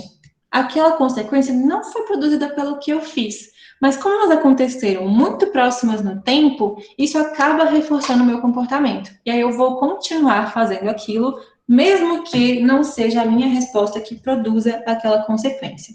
Como é que ele fez isso? Ele colocou o animal lá na caixa, ele pegou 5 pombos e ele usou um FT. Então, a cada 30 segundos, era um FT 30, a cada 30 segundos a comida vinha, independente do que o pombo estivesse fazendo. O que ele reparou? Depois de um tempo que os animais estavam respondendo lá no FT, eles desenvolveram esse comportamento supersticioso. Então, um pombo que ele estava dando uma voltinha assim na caixa, ele girava 360 graus, no momento em que o reforço aconteceu, esses giros foram se tornando mais prováveis. Igual lá no FI, quando os 30 segundos eles iam diminuindo, né, iam chegando no final do intervalo, o pombo começava a girar ao redor dele mesmo. Um outro pombo, na hora que o reforço veio, ele estava pisando assim no fundo da caixa, né, com a pata. E aí isso foi ficando mais frequente. Então, às vezes, nas nossas vidas, a gente faz coisas que produzem mudanças no ambiente, mas, não, na verdade, a gente faz coisas e mudanças no ambiente acontecem acidentalmente, próximo ao que a gente está fazendo, e a gente atribui causalidade a isso, por mais que a nossa resposta não tenha causado aquela mudança, tá? Então, um exemplo meu, um dia desse eu estava aqui em casa dançando no Fit Dance. E aí eu conectei o meu computador na televisão com o cabo HDMI. E o cabo estava dando defeito. Então, às vezes, a imagem, né, ficava sumindo assim da televisão. Aí eu ia lá e ajeitava aqui o cabo no computador. Então, eu dava uma empurradinha no cabo, a televisão estabilizava. Aí eu voltava, dançava. Aí, de novo, o negócio tremia. Depois de um tempo que eu percebi que o meu comportamento estava sendo supersticioso. Eu ficar mexendo no cabo, em nada tinha a ver com a imagem se estabilizar ou não, tá? Mas isso manteve o meu comportamento ali por algumas vezes de vir dar uma mexidinha no cabo. E a gente faz isso em outras situações também. Alguns exemplos mais, assim, superficiais de comportamento supersticioso, né? Seria uma pessoa que gosta muito de jogar de futebol, e aí um dia que o time dela ganhou, ela estava usando uma cueca. Ela usar a cueca X lá não tem impacto nenhum sobre o desempenho dos jogadores na partida lá, né? No campo de futebol. mas ele associa aí, então tem um reforço acidental para usar aquela cueca no dia em que o time vai jogar. E aí, todas as vezes em que o time vai jogar, a pessoa usa aquela cueca, tá? O VT seria quando o tempo ele é variável, né? Então, não seria a cada 30 segundos exatamente, mas em média, a cada 30 segundos o reforço é disponibilizado, independente do que o animal esteja fazendo. E aí vai desenvolvendo esses comportamentos supersticiosos. O Skinner fez esse experimento, só que as pessoas que sucederam o Skinner tentando replicar esses dados, eles não encontraram a mesma coisa que o Skinner encontrou, tá? Eles não conseguiram que um comportamento supersticioso se mantivesse por tanto tempo. Isso trouxe um certo incômodo, assim, então, será que o FT não, e o VT não funcionam? O Skinner fez uma extrapolação muito grande de já tentar compreender o comportamento humano com esse tipo de esquema. E talvez sim, só que de uma maneira ele ainda é útil, tá? Pensar no comportamento supersticioso como um comportamento que é acidentalmente reforçado, então, é útil para a gente em algumas situações sociais, de pensar que realmente, às vezes o que a gente faz não produz consequência, não produz a consequência, mas como isso acontece próximo ao que eu fiz, né? Eu acho que aquilo se deve, sim, ao que eu fiz, tá? Então, esse é o FT e o VT. Agora, vão entrar algumas combinações entre esquemas de tempo e esquemas de razão, que vai ser o DRH e o DRL. O DRH é um esquema diferencial de altas taxas de resposta. O que o animal tem que fazer aqui? Ele tem que emitir um número X de respostas dentro de um intervalo de tempo. Então, se eu coloco um DRH, 5 respostas, 10 segundos, isso quer dizer que dentro de 10 segundos, o animal tem que emitir as 5 respostas. Se deu 10 segundos, o animal emitiu 3, ele não ganha o reforço, zerou, passa de novo para uma nova contagem do tempo, tá? Isso é diferente do FR, porque no FR, a única contingência que tem é responda 10 vezes. Se o animal vai responder uma vez e sair aqui da caixa, responder mais 2, dar uma voltinha, responder mais 3 e se limpar, e o tempo for passando, na hora em que ele emitir a 10ª, o reforço vem de qualquer jeito, tá? Mas no DRH, dentro de 10 segundos ele tem que fazer isso. Então, isso dá menos mobilidade para o animal, digamos. Ele tem que ficar respondendo ali mais alucinado, porque se passar o intervalo, ele perde tudo que ele já respondeu. E ele tem que começar do zero.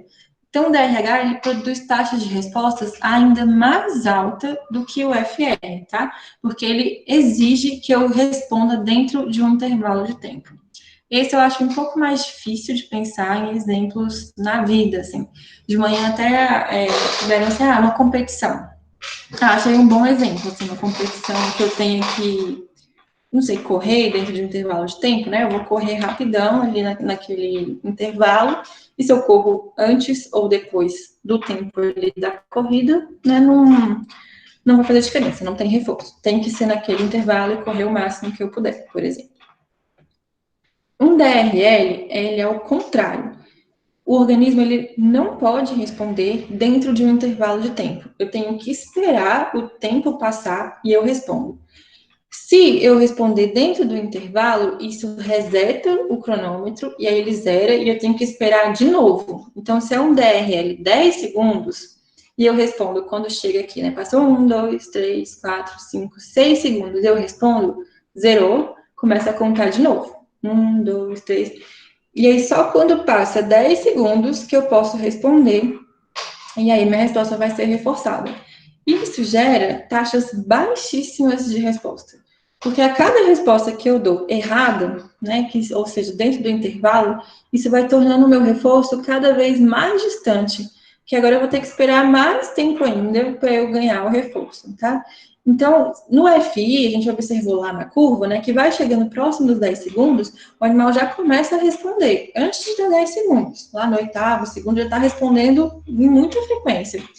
Agora aqui não, ele espera passar os 10 segundos, então ele até perde reforço aqui. Ele não responde exatamente, né, 10 em 10, porque o controle temporal aqui não é perfeito. Então, o animal responde depois de 12 segundos, 15 segundos, aí ele come, ele vai esperar mais um tempão de novo para apertar a barra, tá, e ganhar o alimento. Mas, professora, Diga.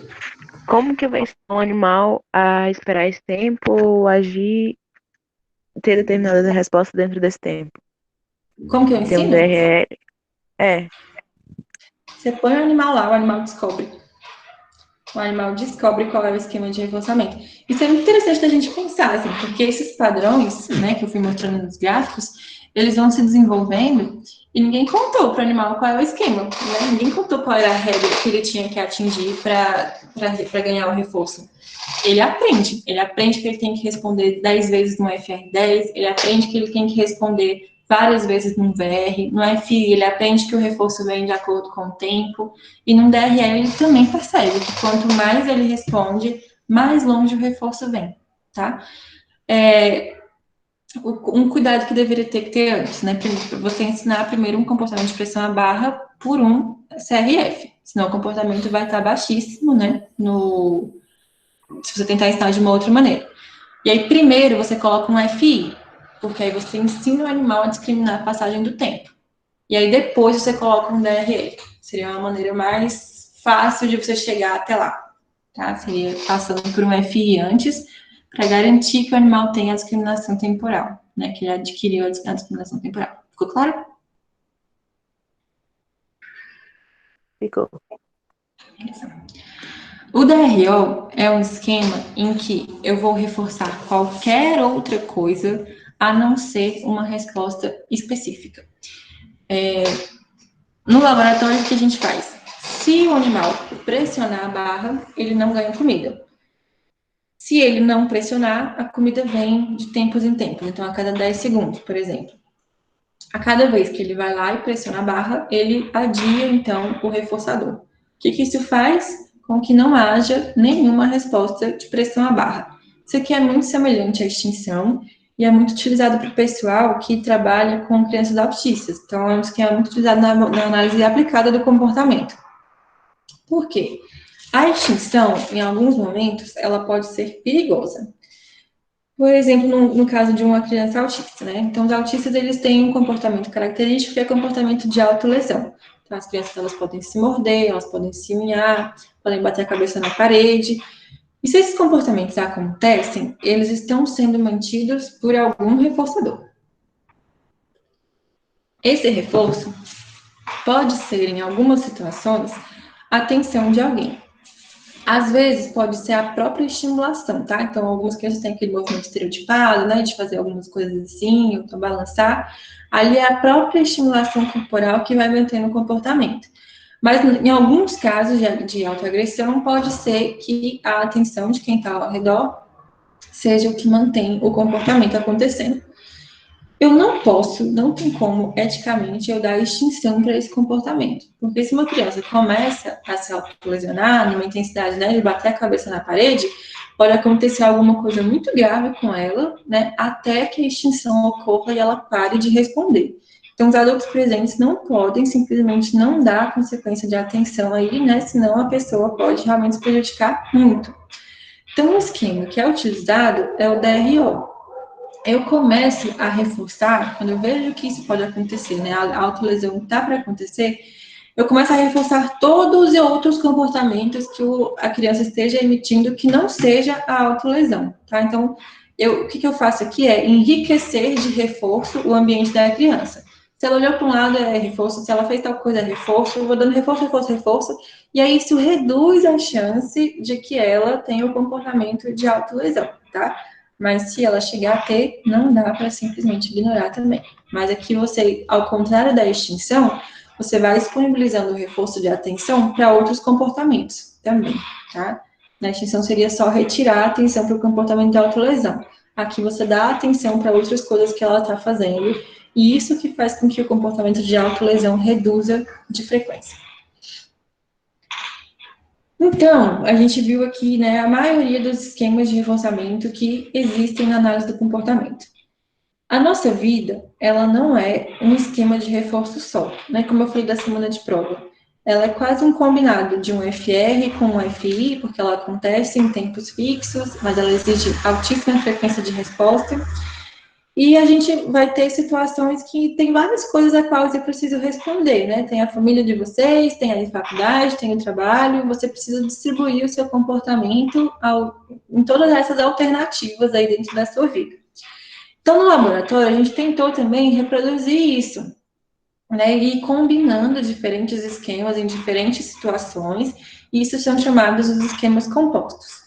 Então, o esquema simples é quando o mesmo esquema de reforço ele está em vigor durante todo o experimento. Então, se o rato vai ficar 60 minutos dentro da caixa, eu coloco ele 60 minutos num FI 10 segundos, 60 minutos num FR 50, tá? Esse seria um esquema simples. Um esquema múltiplo, que já vai ser um esquema composto, então, eu alterno os diferentes esquemas de reforçamento. Então, no primeiro momento da sessão, vai estar em vigor um FI, por exemplo, depois está um FR, depois vem o FI de novo, depois vem o FR. Essa mudança de esquemas, ela é sinalizada para o animal. Então, quando está um FI, a luz é verde, por exemplo, para o pombo. Quando está um FR, a luz é vermelha. Aí a gente retoma lá a aula de controle de estímulos. Se o comportamento do animal é discriminado, na hora que acende o verde, ele já sabe que ele está, agora eu fiz o que eu falei, mas, por exemplo, ele já sabe que ele está no FI. Então, acendeu o verde, é FI, ele vai responder caracteristicamente ali ao esquema de FI, né? Então, ele vai responder, passou o reforço, ele espera um pouquinho, está chegando no tal intervalo, ele responde mais. Acendeu o vermelho, se o comportamento está discriminado, é um FR, então ele já começa respondendo em altíssima frequência, tá? A sinalização aí, então, vai indicando para o animal qual é o esquema de reforçamento que está em vigor. No esquema misto, os esquemas também vão sendo alternados. Então, em um momento vai estar o FI, no outro momento vai estar o FR. Mas no misto não tem sinalização. A cor da chave aí é sempre a mesma, né? Então é sempre verde. O que vai acontecer aqui? Enquanto que no múltiplo eu vou perceber direitinho, mudou a luz, então foi do vermelho, foi para o verde, o comportamento ele muda muito mais rápido. O animal já começa a responder alucinadamente quando na hora que entra no FR, né? E na hora que entra no FI, ele já pausa. No múltiplo, no misto, ele não sabe, não tem nenhuma pista no ambiente que indique que mudou de esquema.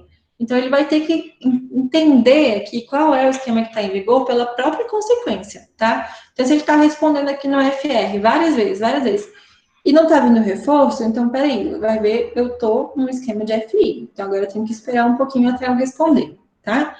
O comportamento, ele vai, então, se modificando aí de acordo com o esquema que está em vigor. Aqui seria um esqueminha, um exemplo de como é o esquema múltiplo, como é o esquema misto. Então, o pombo aqui, na hora que está o verde, está em vigor um VI 30 segundos. E aí, após um minuto, a chave verde desliga, liga a chave vermelha e entra um FR 20. Então, no VI, ele responde aquele responder mais estável, né? Em média, a cada um minuto, ele vai responder 2 vezes, porque a cada 30 segundos ele recebe um reforço, né? Então, em um minuto ele vai receber 2 reforços. No FR20, ele tem que responder 20 vezes para ganhar o reforço. Então, quando a luz estiver vermelha, ele vai responder uma frequência mais alta do que quando a chave estiver verde. Agora, no esquema misto, a cada minuto também muda o esquema. Muda de um VI30 para um FR20, mas não tem sinalização para o pombo, tá? Esse aqui é só o nome mesmo de como é que a gente faz essa alternância. Não tem mais o SD. O que vai acontecer? O comportamento ele vai demorar um pouco mais para se adaptar a nova contingência, tá? Quando tem uma sinalização de uma nova contingência, o comportamento se adapta muito mais rápido. Nos esquemas encadeados, dois esquemas de reforço são apresentados, mas o primeiro, ele é reforçado para a passagem do outro, tá? Eu respondo no primeiro esquema, assim que eu atingir o critério lá, eu não ganho reforço. Na verdade, o que eu ganho é a passagem para um segundo esquema, que vai me levar ao reforço. Então, eu posso fazer um VI 30 segundos com um FR20. O que seria? Passou lá o intervalo do VI, então passou 30 segundos, né? Se o intervalo for 30 segundos, agora eu tenho que responder 20 vezes, aí sim que o reforço vai vir, tá? Então, o responder aqui, ele não vai ser tão característico de um VI, porque é como se tivessem duas contingências em vigor, tanto o VI 30 quanto o FR. Mas para eu entrar no FR, o VI tem que passar primeiro. Eu imagino que a cabeça de vocês deve estar dando um grande nó, assim. Isso daqui eu acho importante só vocês terem noção de que existe, tá? Não precisam entender agora, né, exatamente o que que é. Depois vocês deem uma lida lá no livro. Mas lá no laboratório, né, quando eu estava lá no mestrado, eu programei vários diferentes esquemas lá para colocar os animais na caixa. Quando a gente programa um atraso do reforço, é um esquema encadeado, tá? Eu lembro que eu tinha um VI 30 segundos, era um esquema múltiplo, numa condição lá em que era rato que eu tinha, a luz estava piscando, eu precisava que o reforço fosse atrasado. O que eu fazia? Eu colocava um VI, então o animal, ele tinha que responder de acordo com o VI. Quando completava o tempo do VI, então se estava lá 70 segundos, ele não recebia o reforço imediatamente. A partir desse momento, começava a contar aqui um FT, 3 segundos. O atraso era de 3 segundos. Então, depois de 3 segundos, aí sim o reforço vinha, tá? Era assim que eu programava, então, o atraso do reforço. Primeiro tinha que ser no VI, não era um CRF, no caso. Enfim. Chegamos aqui no esquema concorrente, que é o que eu acho mais interessante da gente pensar na nossa vida, né? O que mais fácil de eu pensar em exemplos de como a gente vive. No esquema concorrente, os esquemas de reforçamento, eles estão acontecendo ao mesmo tempo. No múltiplo e no misto, eles variam, eles estão se alternando, né? Como se fosse assim. Eu estou na escola, eu estou na faculdade é um esquema de reforço que está em vigor. Quando eu vou para casa, é um outro esquema de reforço que está em vigor, né? E isso é bem sinalizado aí, como é que eu mudei de um para o outro. Um esquema misto seria uma pessoa que ela é meio de lua, assim, você não consegue perceber muito bem quando ela está bem-humorada e quando ela está mal-humorada, tá? Então, às vezes, ela está aqui num esquema que seria um CRF, ela te reforça todas as vezes em que você se aproxima dela, e de repente ela muda para um FR50 e você tenta lá ganhar algum carinho dela e você não ganha, né? E você mal percebeu aqui que houve essa mudança no esquema. Mas quando a gente pensa no esquema concorrente, ele se aproxima mais da nossa vida, que é a gente tem milhares de oportunidades de diferentes contingências de responder em cada um desses momentos. Vocês estão aqui na aula, mas vocês poderiam também estar, né? Alguns devem estar com uma outra aba aberta aqui no computador, respondendo a uma outra coisa, e talvez só ouvindo o que eu estou falando, né, mal consegue me ouvir, está fazendo, na verdade, fazendo outra coisa. Professores que deram aula, por exemplo, na quarta-feira da semana passada, que estava tendo a live da Marília Mendonça, duvido que alguém estivesse realmente prestando atenção, né, porque tem um esquema aqui, Marília Mendonça, né, te proporciona um monte de diversão que a aula não te dá. Então, seu comportamento, você tem que escolher, tipo, para onde eu vou?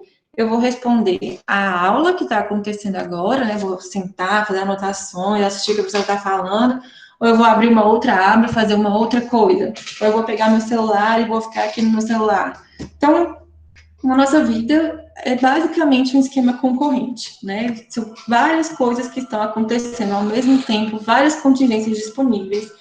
E aí o que é interessante? A maneira como a gente responde em cada uma dessas contingências, elas vão influenciar uma outra.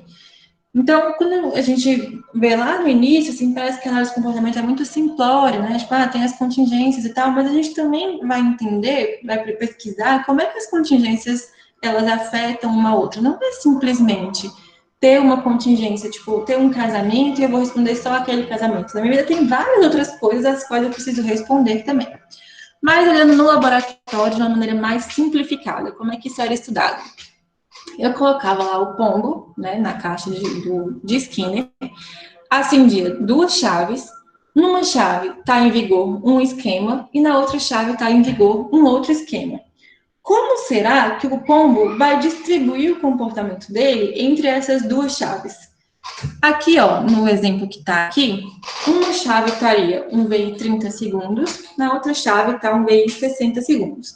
Então, aqui no VI 30 segundos, o esquema ele paga 2 reforços por minuto, e aqui no VI 60 segundos paga só um reforço por minuto. O que as pessoas observaram?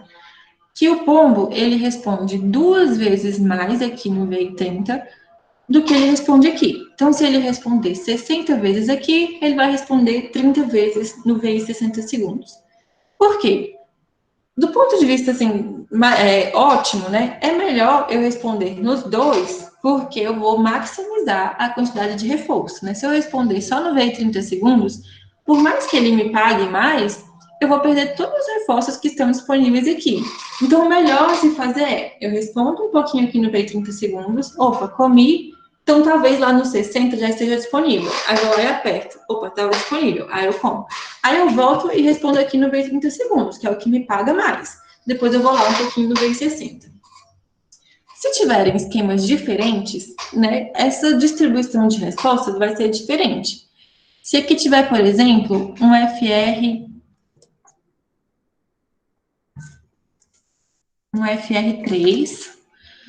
e aqui tiver um FR10, como será que vai distribuir o comportamento do pombo? O que vocês acham? Pensem aí. Está no FR3 de um lado e o FR10 do outro. O melhor nesse caso, que se é um FR que está em vigor nos dois lados, é que eu só responda no FR3, né? Porque eu fico aqui, ó. O comedor ele até bem pertinho assim da barra, o ratinho ele pode ficar só aqui e já comendo, tá?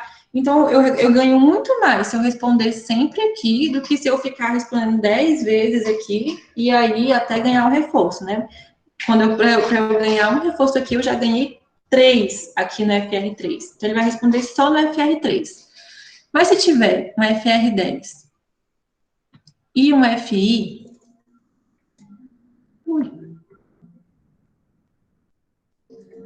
um FI 60 segundos, por exemplo, o que vai acontecer com o comportamento?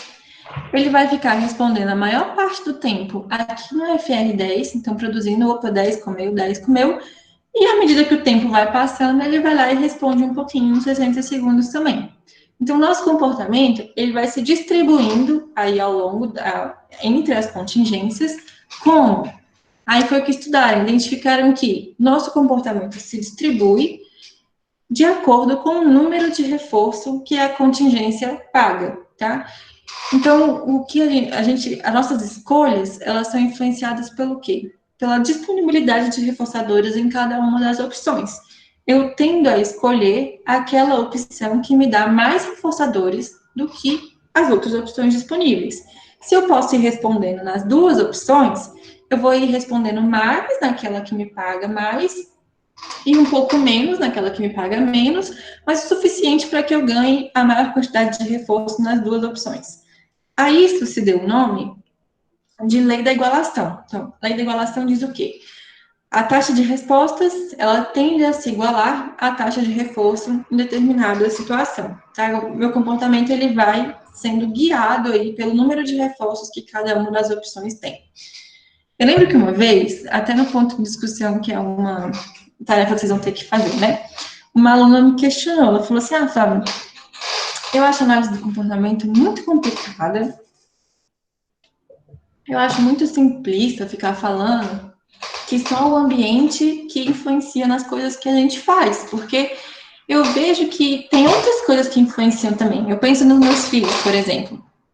As escolhas que os meus filhos fizeram, elas são diferentes entre eles, não depende do que eu ensinei para eles. E aí cada um vai fazendo coisas de acordo com as suas escolhas. E eu falei, sim, concordo com você. As escolhas, sim, elas vão influenciar nas nossas vidas. A questão é que as escolhas são influenciadas, sim, pelo ambiente. Elas são influenciadas pelos reforçadores que cada uma das opções tem. Na nossa vida, né, que o comportamento é multideterminado, o que é reforçador para uma pessoa não é reforçador para outra. Então, uma pessoa que escolhe fazer engenharia, ela acessa reforçadores que uma pessoa que escolhe fazer psicologia não acessa. Então, para você é mais reforçador ler sobre comportamento, né, falar sobre seres humanos, como eles pensam, como eles sofrem, entender sobre isso, vai ser mais reforçador você ir para um curso de psicologia. Agora, se para você é mais interessante entender as leis da natureza, falar de física, de química e como as coisas são construídas, então vai ser mais reforçador você ir para engenharia, tá? Então, para cada pessoa, uma coisa é reforçadora, né? Diferente de uma para outra. E o que a gente faz vai sendo guiado, então, pelas consequências que estão disponíveis em cada uma dessas situações. É isso. Essa é a aula de hoje, assim. A preferência, não é só para encerrar, ela é estudada em esquemas concorrentes, tá?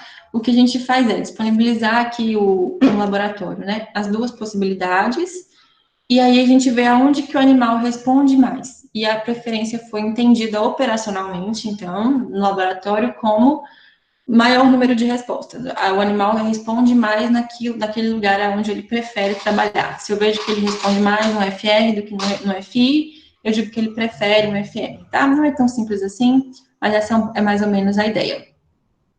Então, o que a gente pega de resumo da aula de hoje é desses diferentes esquemas, né, com nomes, siglas que são super confusos.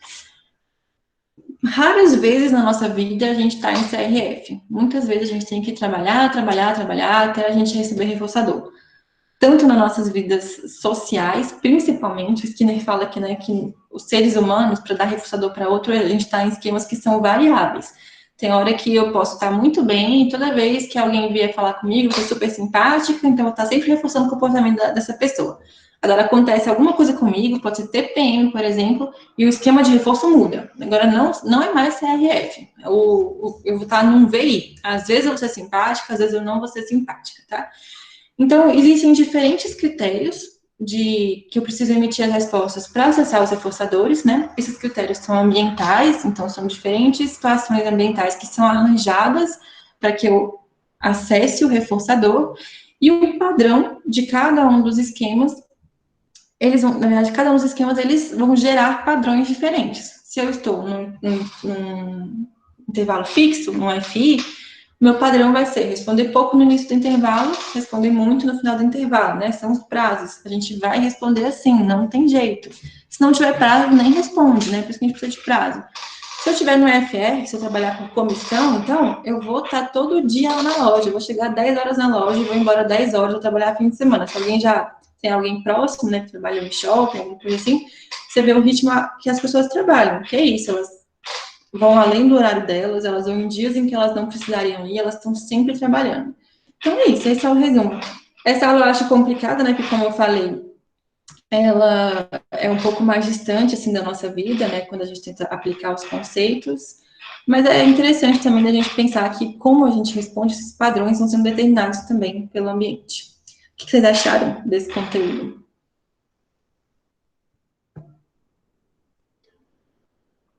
Alguém me fala? Um pouco complexo. Eu entendi isso que você falou, mas eu achei difícil, assim, a memorização disso. Eu entendi toda a aula, mas talvez se eu tivesse que explicar tudo que você falou, não conseguisse. Eu não sei até que ponto a gente tem que conseguir memorizar ou só entender essa noção geral.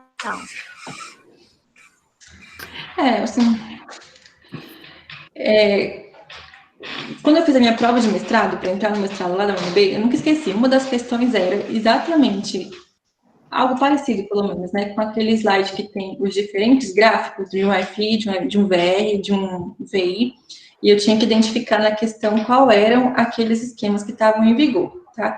Então, se alguém tiver muito interesse em seguir nessa área... uma prestadora de serviço. O pessoal tá até falando, acho que ele tá pegando ela. Só que ele não falou com ela até agora. Ela viu vocês, entendeu? E o que acontece já aí, pensou em gente? colocar uma prestadora como chefe de gabinete, tirou ela, velho. Aí ela tá desesperada.